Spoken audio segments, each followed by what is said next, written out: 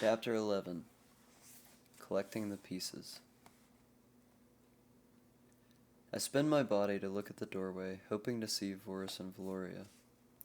Instead, I see a larger man with a long braided beard, and standing next to him is the man from the painting with the falcon. I immediately recognized him from his thin eyebrows and short black mustache. He's also wearing a headpiece similar to the one in the painting, although this one is much flashier, studded with red gems and striped white and gold. The rest of his outfit is similar in style. He smiles at me. Emperor Akbar, Ashoka bows his head. I didn't realize you were visiting. I'm a guest in your home. Do not put on airs, he responds. I came to visit this young man. I'm curious enough after meeting his companions. May I offer you anything? No. Thank you, Ashoka. Akbar's gaze lands on me yet again. Smith, is it? Yes, sir. I feel compelled to be respectful toward him. So proper. Thank you for your grace. Your companions offered the same courtesy. You're all welcome here. Thank you. Where are they?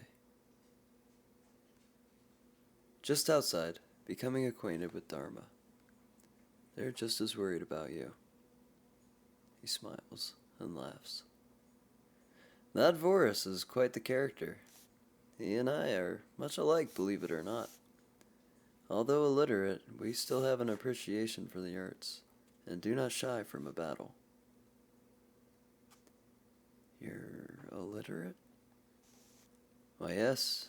I spent my youth practicing my swordsmanship rather than learning to read and write. My father passed when I was only 13, leaving me to be crowned emperor. I spent most of my life fighting to acquire more land and spread my influence. Now, I spend most of my days indulging in others' arts and religions. Our village has Hindus, Buddhists, and Catholics.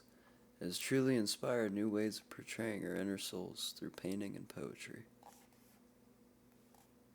Truly, who I assume to be Hanji chips in. Akbar the Great, who brought upon the age of acceptance and culture. You flatter me, Hanji, although it is all of us together that makes this age so great. Without each and every one of my people supporting me, my views would be forgotten and meaningless. These two seem to have history together. Smith, Akbar redirects his attention toward me. Forrest told me you were a slave in a mine. Do you remember where you came from before that? Not really. I've had dreams, but what kind of dreams? I see a man. He calls me son. And I'm always a child. I see. All three of them seem interested. Is that all you remember? Akbar asks. I think he died. When do you see these dreams? Hanji walks over and sits down by me. When I'm near death, he told me to fight. That's quite intriguing, Ashoka comments. I've never told anyone about those dreams before. They've never made any sense to me until recently. It's almost like I'm getting bits and pieces of my memory before being at the mines. The picture still isn't clear to me, though. I don't know how I ended up there, or why my presumed father was killed. And what of him calling us Rajput? Is that why I was so drawn to the painting of Arushi? Ashoka said Hanji studied them. Would he know anything? He said we were Rajput, I blurted out. Rajput, they all say, one after another. Yes. There's no way, right, Hanji? Hanji pulls at his beard repeatedly. It wouldn't seem so. They were wiped out long before his time. Unless... We all stare in suspense. Unless... Emperor Akbar steps toward us all. Unless there was a village that managed to stay hidden and withstand the Mogul attacks that long. Do you really think so? And if that's the case, what brought their downfall after so long? Or did they survive, and Smith was taken? Ashoka's eyes are wide as can be. I was just telling him your story of Arushi. Hanji, how fortuitous. Taha. Quite. Hanji peers at his painting. There's so many possibilities of what could have happened, and that's if my dreams are completely accurate. It's hard to ignore when something's recurring. I would love to know more when you can remember, Smith. Yours is a twisted story that has me compelled. Akbar bows at me. I will leave you to your companions. Farewell. Ashoka and Hanji bow to Akbar, then he leaves the room. Well, Hanji, as much as it pains me to leave in the middle of this mystery, I must be heading out as well. There's a potential new merchant selling gemstones I'm to meet with again. Take care. Ashoka fixes his large headwear and follows behind Akbar shortly after. The room falls silent as Hanji and I stare into his paintings. Hanji shakes his head and turns away from the painting. If only. He saunters off, mumbling his way out of the building, scratching his head, leaving me to myself again. There's so much going on with little time to think about it all. My head is spinning. My life went from a routine that rarely ever changed to a chaotic and confusing spiral out of control. Yet, Dharma thinks this all has a purpose. Like I'm meant to go through these things, to learn something from it. Smith! I turn to look at the voice. You're okay. I thought you...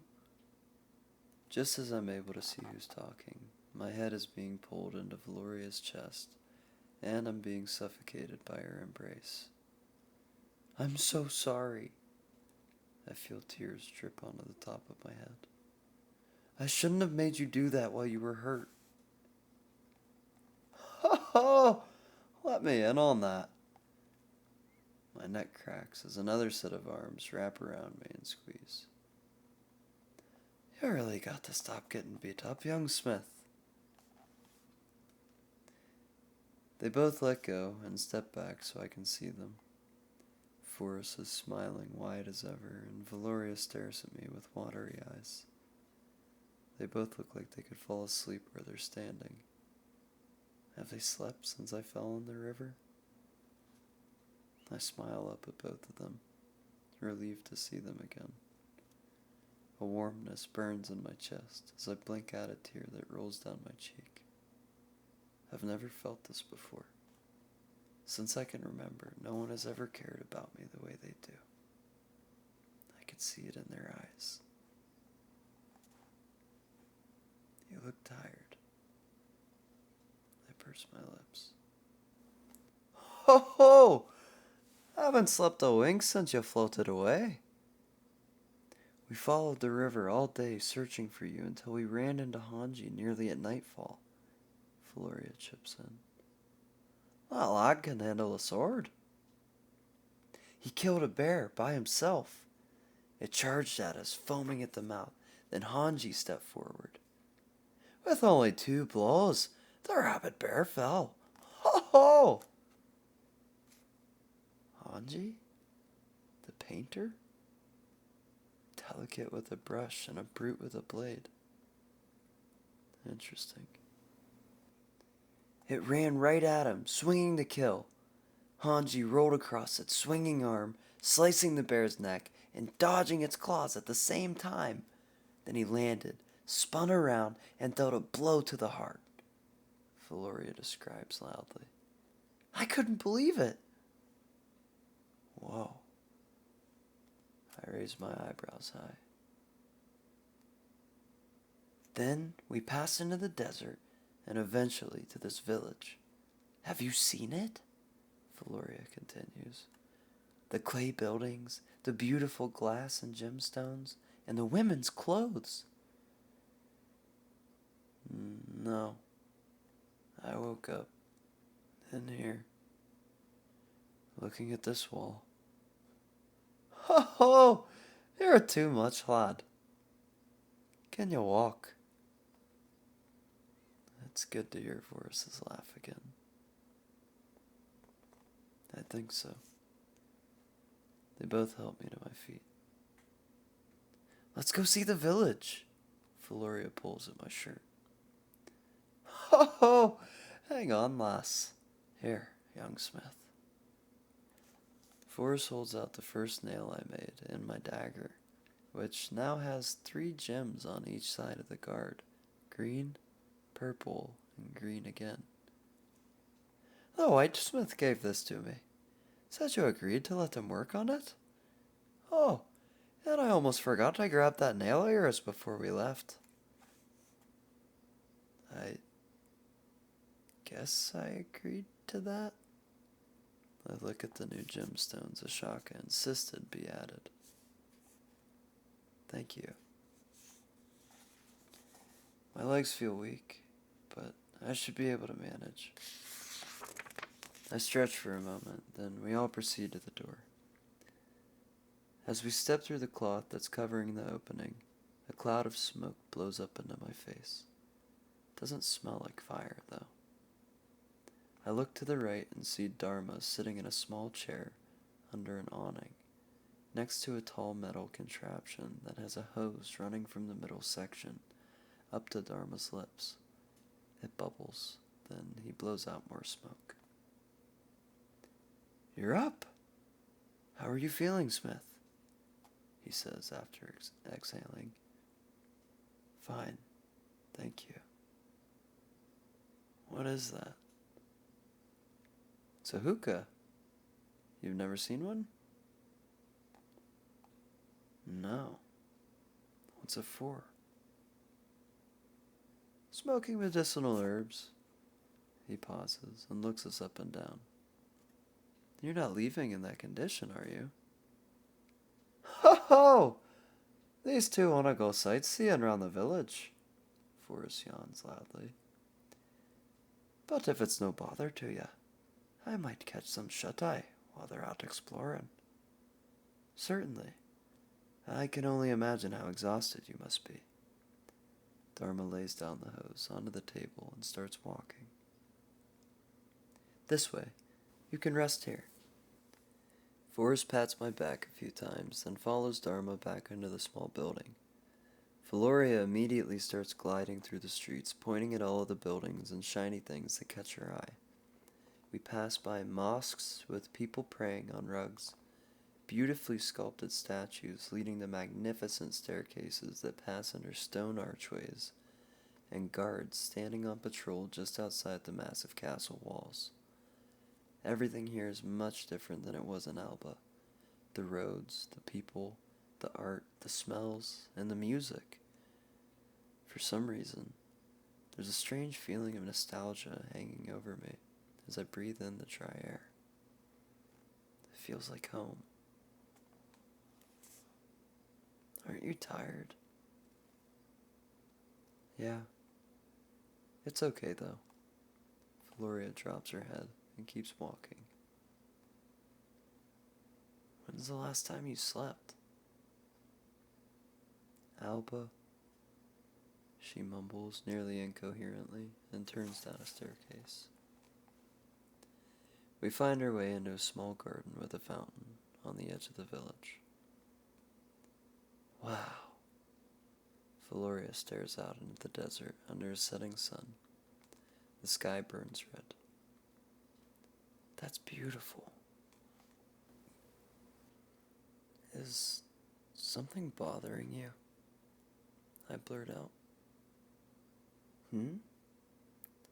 Valoria turns to look at me. Why would you say that? You're refusing to rest, even when you can barely hold your eyes open. She looks back toward the sunset. Valoria?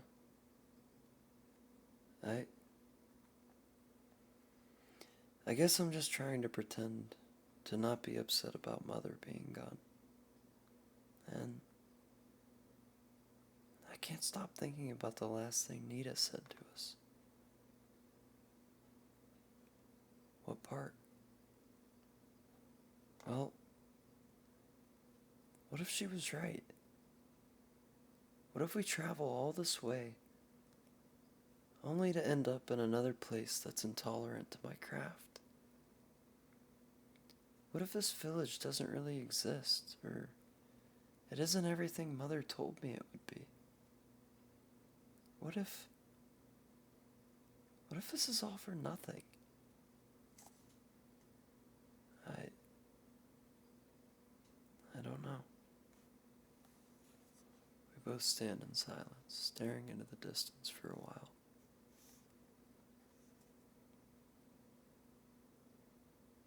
I don't know what's to come, Valoria. I'm not even sure I'll make it there with you at this rate. I look down at my beaten and bruised body and hold out my nub.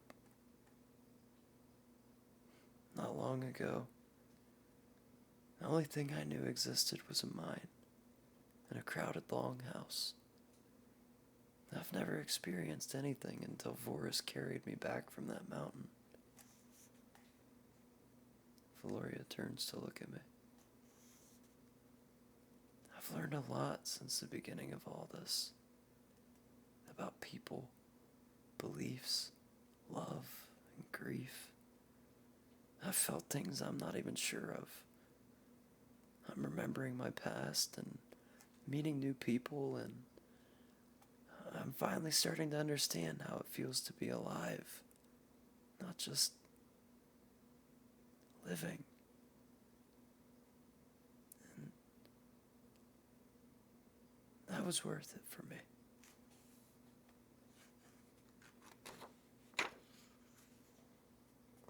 A small smile curls on her face as a tear runs down it. Smith? Yeah?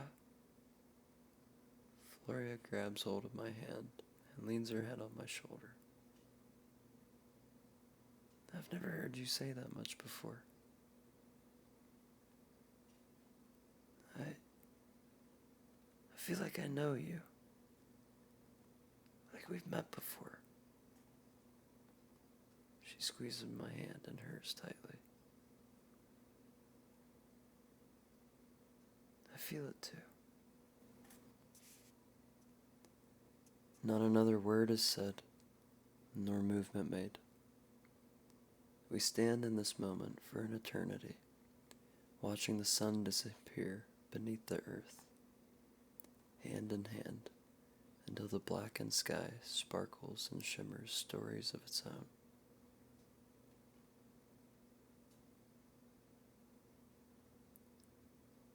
We should probably head back. No response. Valoria? Her eyes are closed. I'm pretty sure she fell asleep. Hey, I nudge her a little.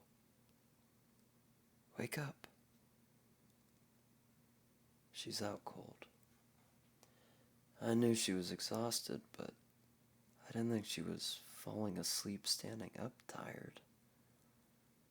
I don't know what to do. Should I keep trying to wake her up or attempt to carry her back to a place to rest? This would be much easier if Forrest was here.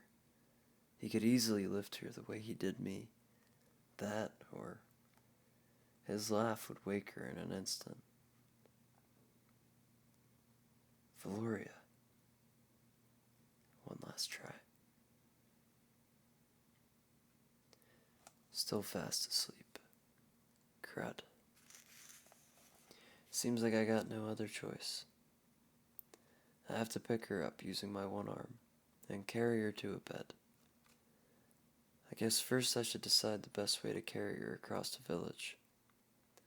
I could lift her straight up, hold her on my back, but it would probably be easiest to kneel down and let her stomach rest on my right shoulder. Even if I have to move in increments and rest between, I will get her back. I take one last look out across the dunes before bending down and gently resting Valoria on my shoulder.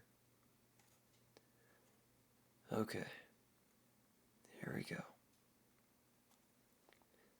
I brace myself, then rise to my feet, lifting Valoria off the ground. I take a few steps to test out how this will go. It's actually not so bad. I guess working the bellows non-stop really paid off. Even while I'm injured, carrying her is quite easy. I make my way back up the staircase we came down and onto the roads again. There's not a single other person in sight, and my only source of light is the moon and stars.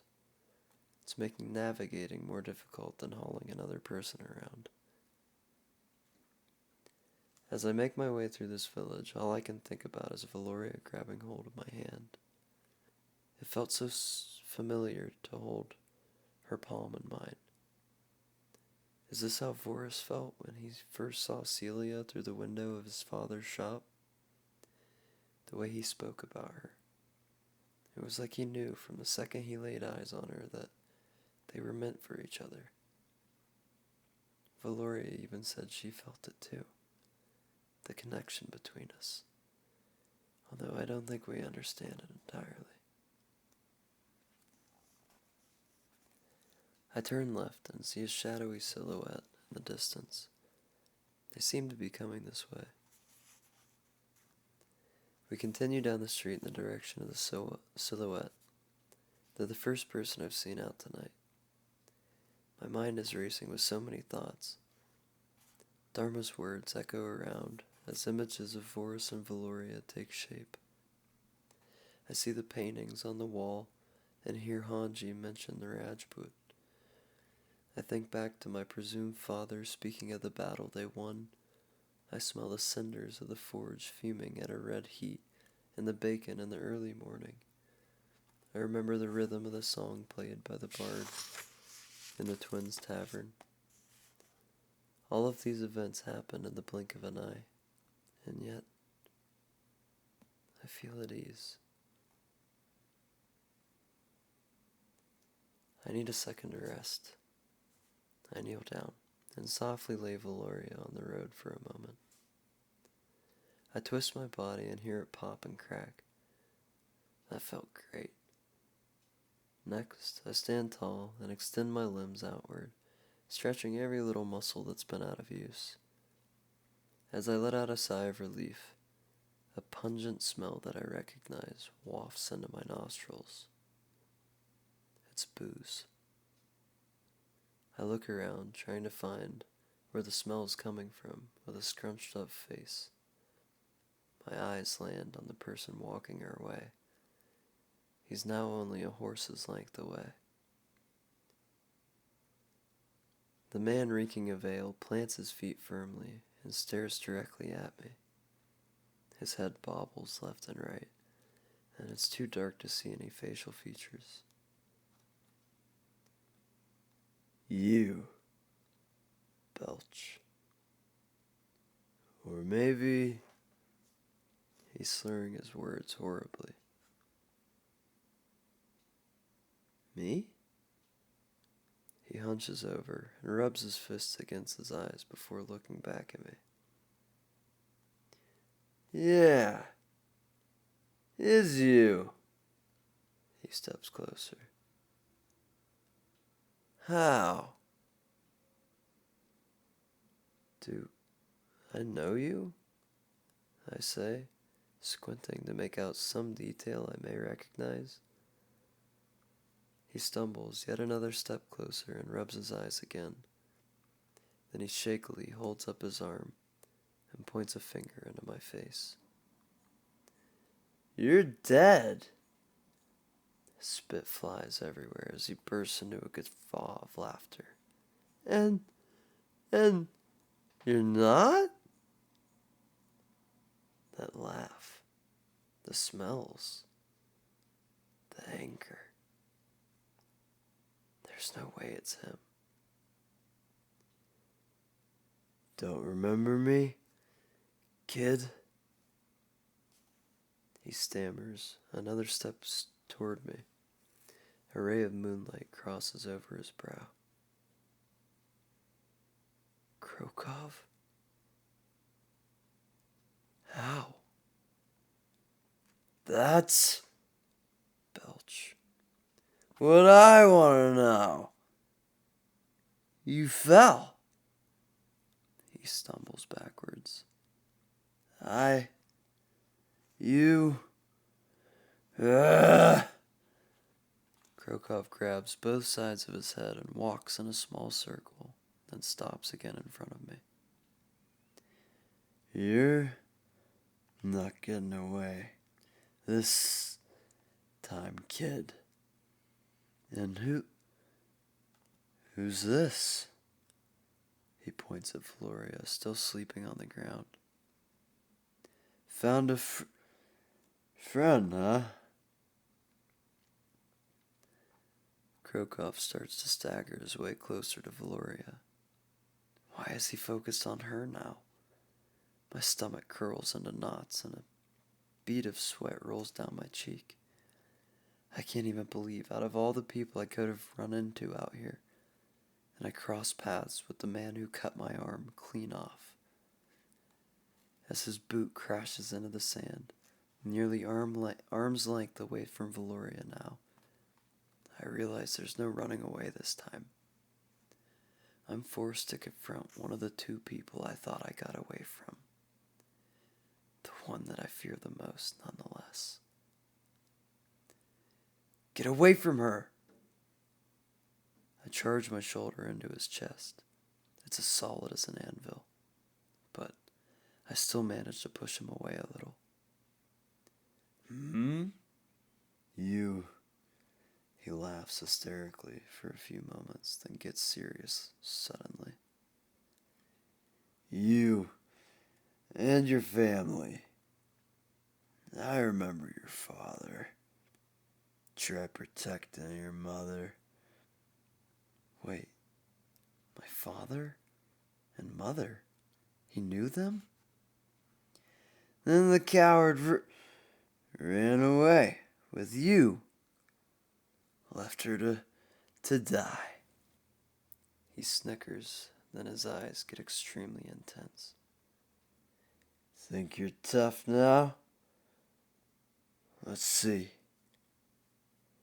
Krokov races at me, drops his shoulders down, and slams into me with all of his weight. He topples me over with one blow. My back explodes into a cloud of dust as I land, and before I can react, he jumps on top of me and pins me to the ground. The stench radiates off of him up close. I could vomit. Krokov raises his right arm and swings into the side of my face, then his left, and his right another time. You're pathetic, useless, a coward. Insult, then attack, insult, attack. I'll kill you, just like your mother. Then your friend is next. Krokov is overpowering, even while intoxicated to the point of not being able to stand straight. What is he saying about my mother and father? He killed them? What's he want with Valoria? I can't let anything happen to her. But the pain is insurmountable at this point, and with every blow he lands on me, my vision gets more and more blurry. I'm glad you got away, kid. Krokov crashes his elbow into my cheekbone. I never wanted you to tarnish that place. Again, he strikes me with his elbow, gashing open a cut just beneath my eye. Silas always had a soft spot for you. I couldn't just kill you like the rest of those worthless kids. If I don't try something now, the next blow may be my last. Right when he finishes spewing these disturbing words at me, I slide my legs out from beneath him, put my feet on his chest, then push with every last bit of strength I have in me. Krokov resists, pushing back with more might than I can withstand. I'm dead if he breaks through this meager attempt to defend myself. Just give up! Die! Krokov's voice echoes through the empty streets. He raises his fist and begins to swing. No! I will... I kick my legs out harder than I ever knew possible. Fight! Krokov gets pushed back just enough that his fist slams down into the ground full force. I hear the bones in his hand shatter on impact. He cries out in pain, then foams at the mouth and charges back to finish me off. I crawl backwards and try to figure out what to do. My hand bumps my sheathed dagger. I have no other choice but to use it. I grab the handle and draw my blade at the same moment the Krokov pounces down on top of me. What? No. Krokov lands dead weight on top of me. Sigh. Ma. Sorry. His body goes limp, trapping me beneath him. Valoria!